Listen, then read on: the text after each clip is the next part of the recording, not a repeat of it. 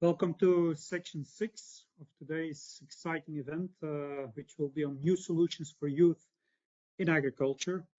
As we all know, digitization is happening. It's happening fast, and it has also penetrated agriculture with many new innovative solutions being rolled out to assist farmers, to bring in ICT, bring in AI, bring in the latest at the service of the farmers. So today, basically, we will showcase 3 applications, 3 ways of doing this. One is to assist farmers with learning, through interactive learning, use these tools to bring knowledge to farmers in much easier ways. So Arifu will talk about that. That's a project. They have already reached 2 million people in 10 countries. Another way digital tools are being used is to actually provide access to inputs. And everybody, or many of you may have already heard about Hello Tractor, which is sort of the Uber of the tractors, bringing farmers in contact with tractor services, mechanization services. So we'll hear about that. And then finally, as we know, with digitization, lots of data are being generated. And how can that be used and basically repackaged and interpreted and brought to the service of the farmers? So again, how can AI, artificial intelligence, machine learning be used and collect the information which is collected, or transform the information which is collected in the field and package it and bring it back to the farmers so they can use it. So Microsoft Farm Beats has an application on that, and they will be talking to that. So really excited. There are many more solutions. There are also many challenges with these things. So I think learning about what they are is key.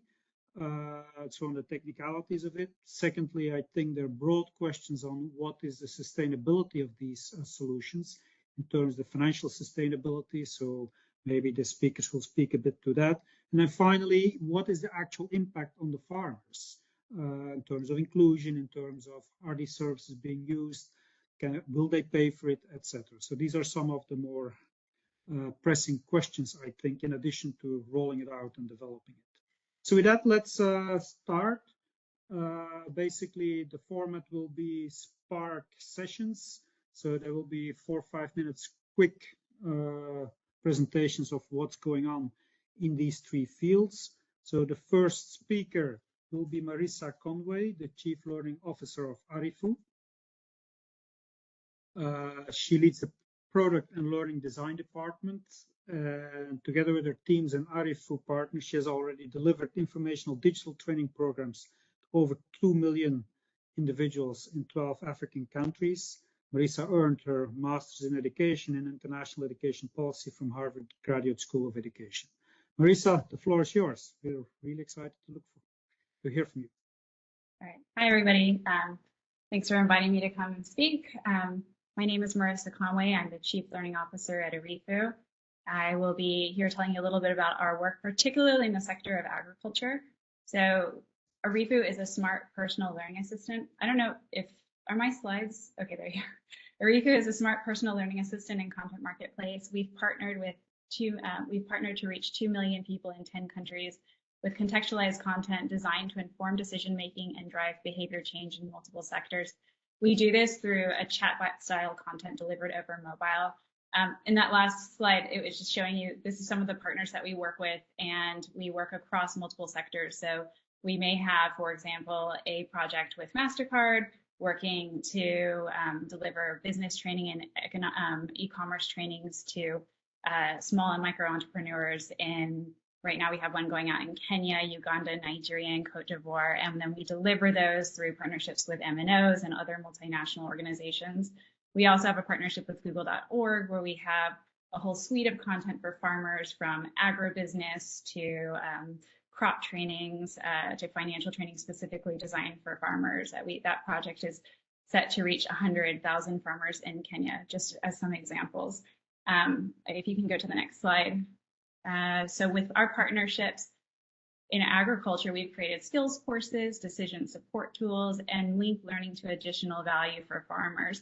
So our skills courses really go end to end. So everywhere from how to plant a crop to how to reduce post-harvest loss and get that crop to market.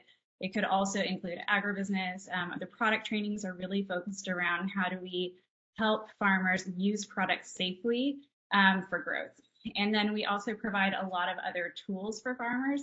So for example, we have goal tools to help farmers set goals, weather forecasts, savings and loans calculators, and then personalized recommendation engines. An example of a personalized recommendation engine is work that we're doing with the ICT for BXW project in Rwanda, where we've worked with partners to create a decision support tool, which takes specific inputs from farmers, like farm characteristics, what inputs they're using, what observations they're seeing in their farms, and helps them diagnose and treat BXW disease in their banana plants.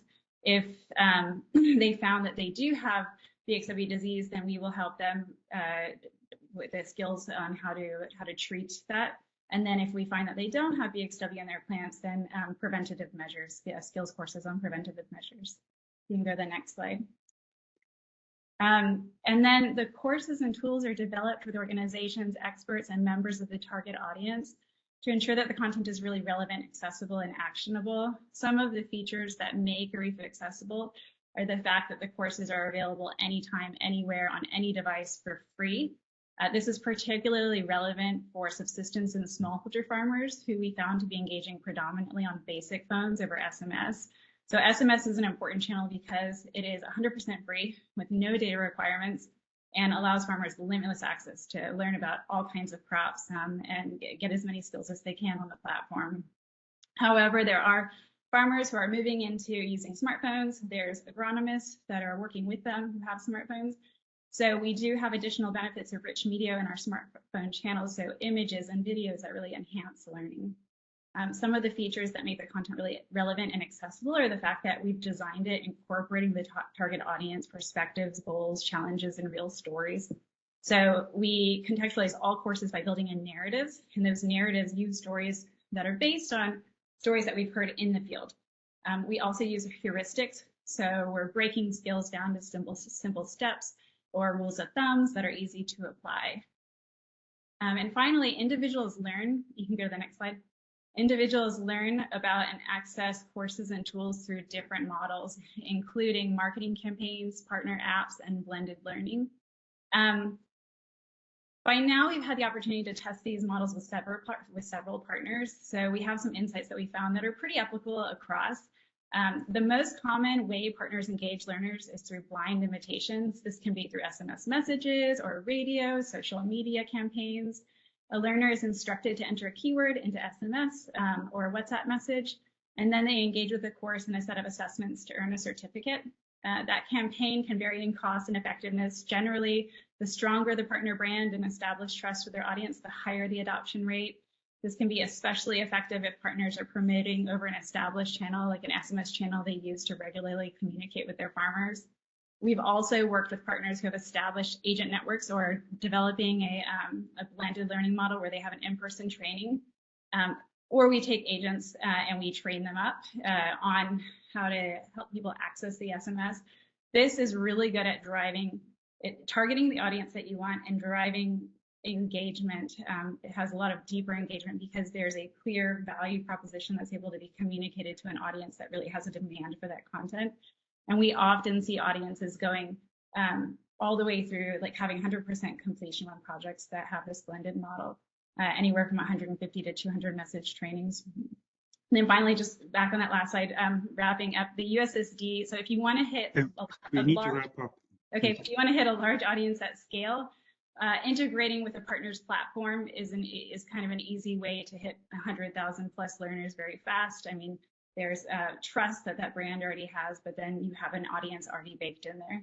And then finally, I just wanted to show you quickly on the next slide, we are always measuring impact through different kinds of research. So anywhere from going out and just doing lean data surveys, collecting feedback on the platform, and then even more intensive research methods. So we have a whole database of insights. If you're wanting to know more about it, you can always email me. If you go to the next slide, my email is right here at the very bottom, marissa@agribusinesses.com. We are about to launch a new platform that will allow you to come in, create courses, license courses, find courses that we've already developed and send them out to your audiences.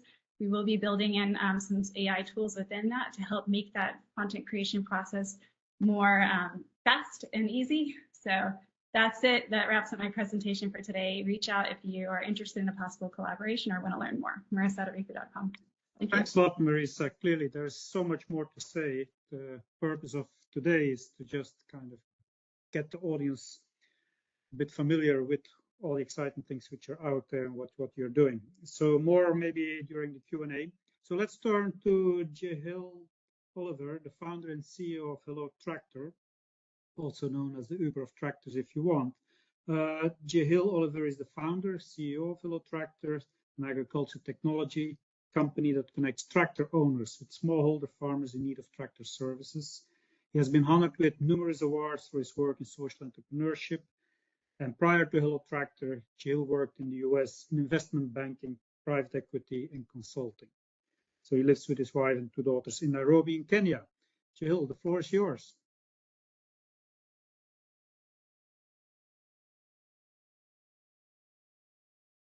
Maybe you're mute, we can't hear you.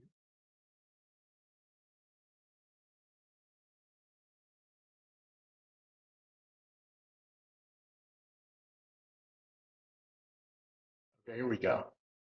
There we go. Can you all hear me okay now? Perfect. Perfect. All right, good. All right, so I'm Jahil Oliver. I have a quick background slide. I'll pretty much skip through that. I think everybody on this call understands the importance of agriculture across sub-Saharan Africa. We have the largest inventory of arable farmland on Earth. That's a critical asset as we approach a swelling global population. But our farmers have. You're fading in and out, Jehil. Like maybe you can be close to the micro. I don't know. Can you hear me okay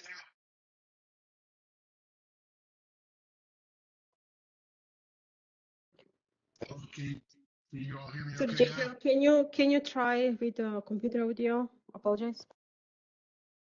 Yeah.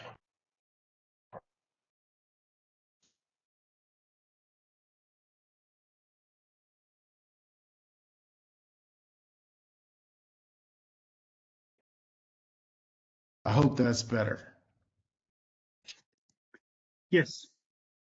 Okay, perfect. Yeah, good. Yeah, so so in order to address this constraint, we came into the market with a platform connecting smallholder farmers to farm equipment owners. And we do that through a suite of applications and IoT technology. So we start with a booking application where community-based agents organize farmers for tractor services and book on behalf of those farmers. And they play an important role in organizing and clustering demand and then booking that demand to ensure, what is it? Is everything okay? I just got a message, but I don't know where it went. It came on my screen, it disappeared. I'm gonna assume everything's we're okay. fine. Go ahead. So booking agents book on behalf of the farmers, and they play an important role of aggregating demand and ensure tractor services are delivered at economies of scale, and they're paid a commission for this important service. Tractor owners receive these bookings, and these tractor owners use Hello Tractor for 2 key reasons. They use our fleet management technology. We were first to market with this technology, where we place GPS on agricultural equipment and give those equipment owners the ability to remotely monitor and manage their equipment. They pay us a SaaS, a software as a service application fee for that annually. We make money off that, Luke, to your point. And then we also make money when we connect these tractor owners to the bookings being originated by these agents. And the really cool thing about this platform and making these linkages between farmer and tractor owner is that the booking agent that sits in the middle of the transaction has an opportunity to graduate from someone who's just organizing farmers into groups and booking on behalf of the group to now owning their own equipment through our pay-as-you-go tractor finance product. That's a product that we launched just last year. We've been doing it for 2 years now, and it's been incredibly successful in reaching the base of the pyramid, individuals who are traditionally unbanked, who go from booking farmers in their community to graduating to tractor ownership through our pay-as-you-go program. And it's a pay-as-you-go service, so they receive tractors and implements. They can service the demand that they've originated on the platform, and by servicing that demand directly, they earn more. We have 0% delinquencies in Kenya, slightly more in Uganda, but across the entire portfolio, we're in Kenya, Nigeria, and Uganda. We have only 3% loan delinquency. So that's actually better than your typical commercial bank loans in agriculture. And just this year, we closed the single largest commercial agricultural loan across all commercial banks. And that was done with Absa Bank. And that's bringing commercial capital down to the base of the pyramid to support smallholder agriculture. So we're really excited about that. And lastly, we launched hubs to make sure that tractors that we finance and support are adequately protected with after-sales support, spare parts, maintenance. Through these hubs, we also offer our farmers access to inputs, trainings. We have demo plots to ensure that the entire ecosystem is serviced. We do apply a climate component to this work to ensure that our tractor owners have access to implements like no-till planters, rippers, to support our farmers who are now educated on these best practices. And as they book, our tractor owners can adopt those services. It's across 1 million farmers. Earlier this year, we got currently 4,500 plus tractors and combines operating on the platform, servicing over 2.6 million acres. We're scaling it commercially, but we work closely with development organizations. We work closely with the private sector. Our biggest investor is John Deere. As you can see the John Deere tractors in the background. But ultimately, our goal is to create Africa as a regional breadbasket and continue to stabilize and grow these rural economies, as you see with that 138% income increase across our customer base. All right, so that's Hello Tractor, and thanks for the audience. Looking forward to the questions. Thanks a lot, Jihil. Yes, Africa is the next bread basket. We all look forward to that. This is an exciting program and has been discussed a lot, and people look forward to that. Especially mechanization is clearly a core component of agricultural development in Africa. Turning to data and data generated and how to turn into usable information. So Ranveer Chandra, the CTO of Agri-Food Microsoft, will help us understand that better and explain a bit further what they're doing in the Project Farm Beats at Microsoft. Ranveer, he leads also the networking research group at Microsoft Research in Redmond. Ranveer, the floor is yours. Thank you, and hello everyone. All over the world, good morning, evening, wherever you are. So today I'll talk about some of the work we are doing in artificial intelligence for agriculture. Of course, at Microsoft, you know us because of a lot of tools that you use, including Word, PowerPoint, Exchange, Windows, Azure, and so on. The curious question you might ask is, what is Microsoft doing in agriculture? So the world has a food problem. As you all know, we need to grow more food, good food. Like we need 40% more food. We need not just food, we need nutritious food, and we need to grow that food even though the amount of arable land is not increasing, the soils are not getting any richer, there's climate change. So how do you sustainably nourish the world? One way in which we think we can help at Microsoft is by building tools to make the entire agriculture and food supply chain more data-driven, all the way from input companies to tractor companies, farmers, food processors, distributors, retailers, even the consumer. Every entity can be significantly more efficient if they started using data and AI. Within AI, we've been working, and by the way, it's not just about each individual entity. If they started sharing this data across the entire food supply chain, this could make the entire food supply chain more efficient. It could drive new efficiencies, new business models. if you could start building this data platform. And at Microsoft, we are working on ways to bring the best of data, the best of artificial intelligence to agriculture. We've announced a product called Azure Data Manager for Agriculture. We've announced partnerships with Bayer, with Land O'Lakes, and many other organizations as well. As we are bringing the best of data, how do you organize data? How do you use that for artificial intelligence to agriculture? Just focusing a little bit on artificial intelligence, the kind of things we are doing is looking at multimodal AI. That is, agriculture, we talk about it as being not very data rich. That is, you don't have good, high quality data from farms. And the reason is it's just hard to get a lot of those farms at low cost.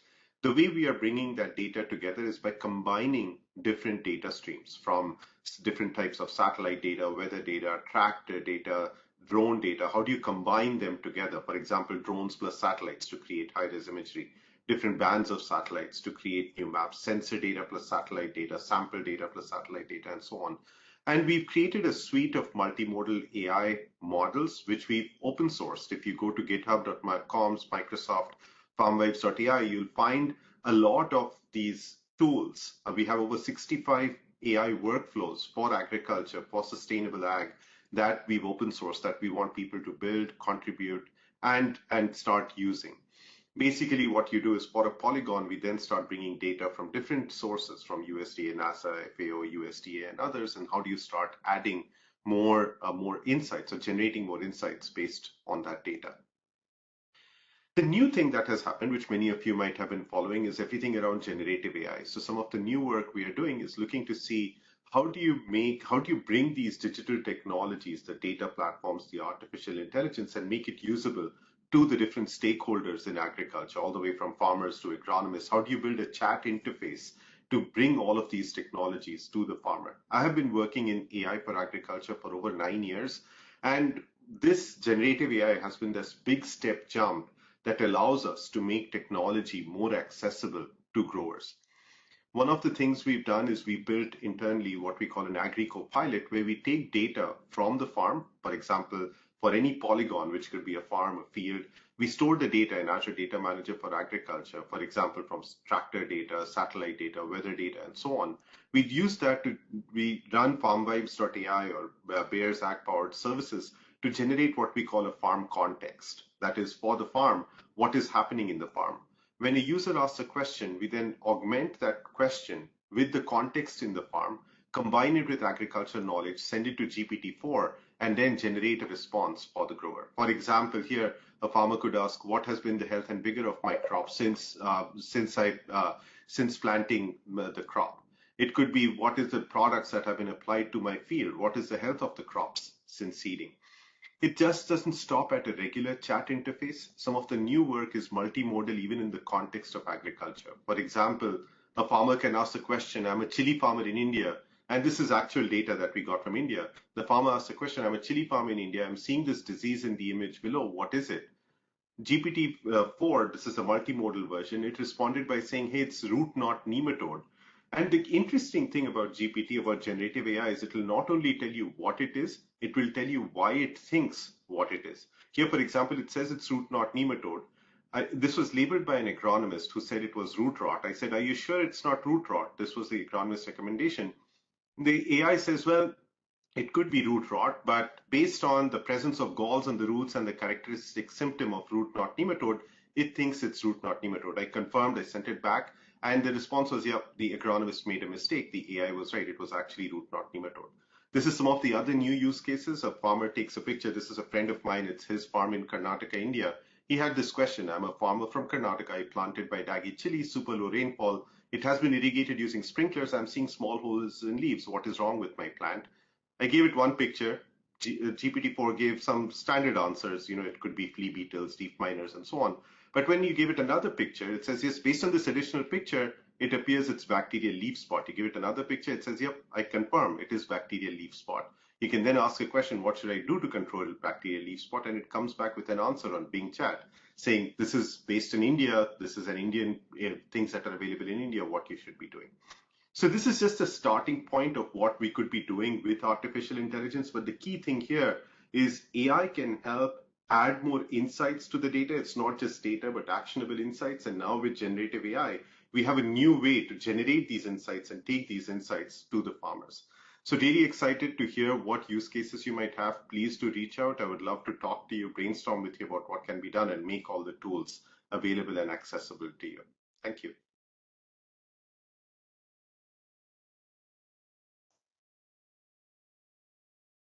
Thanks a lot, Ranveer.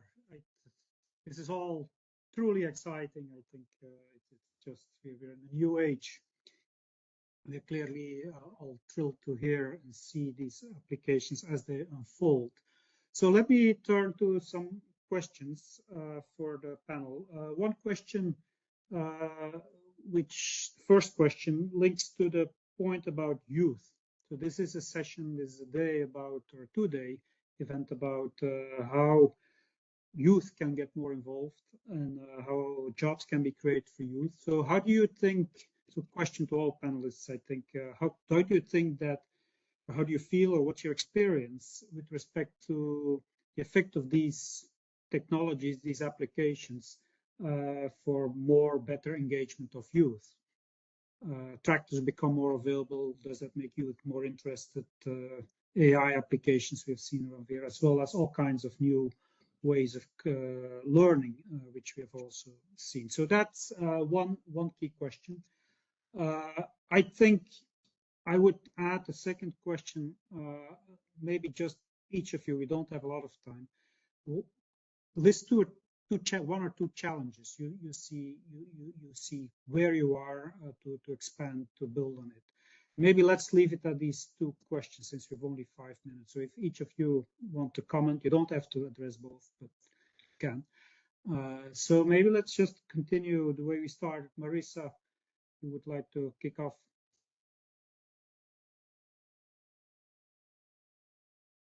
Yeah, so the first one is around how do we better engage, how can this technology help with better engagement with youth, I believe. So some of the, so we work with specific partners to target different types of learners. So we've done, I think, working with organizations that are specifically focused on youth farmers. Would be the way that we would approach that, and seeing what are the particular challenges that youth farmers are having and what technologies are they engaging with, and then making sure that we bring that learning to them on those technologies. So we see more youth engaging on smartphones, wanting to have a lot more interactive, quick, bite-sized content that they can action on quickly. Bringing in like influencers that they're engaged with to interact with the content itself. But I think, in general, like, we do see youth engaging on the platform. I think, SMS is not necessarily the channel that they want to engage with, but when you have really catchy content that's relevant, I think that's it, relevancy. They don't want to waste their time. There's a lot of different competition for what they're focusing their time and attention on. So relevant content on the right channels and increase engagement with them. Yeah. Okay, maybe turn to Jahil.